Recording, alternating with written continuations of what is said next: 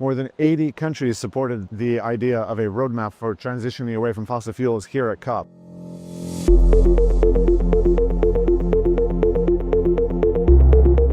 It didn't quite get over the line in the negotiations, but the momentum is unstoppable. Countries are coming together in Colombia in the spring of next year to talk about next steps for the transition away agenda, and they'll be meeting in Tuvalu after that. This transition and the roadmap to achieve it can only be successful if governments stop funding the very fossil fuels that they've agreed to transition away from. Every year, countries spend around $1 trillion on fossil fuel subsidies.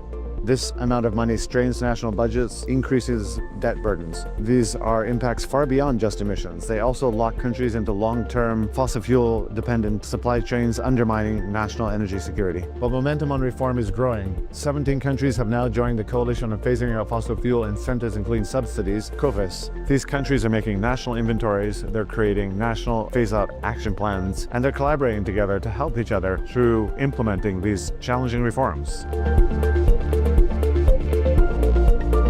To turn commitments into tangible reform, governments need a practical way to phase out fossil fuel subsidies. Our framework breaks this down into 3 concrete steps. Let's take the example of Mexico to see how it looks like in practice. The first are quick phase-outs. These are measures that can be removed within a year with minimal disruption. In Mexico, this includes tax breaks for new investments in oil and gas infrastructure or incentives to use natural gas for electricity generation. The second are subsidies that need a robust strategy. This is where most of the money sits. In Mexico, it's 86% of the fossil fuel subsidies. These include diesel tax credits and support for electricity to keep prices artificially low. Reforming them takes 2 to 4 years. Finally, there are time-limited exemptions. A small number of subsidies may need more time. In Mexico, this includes support for LPG for low-income households. This is essential today to ensure access to clean cooking.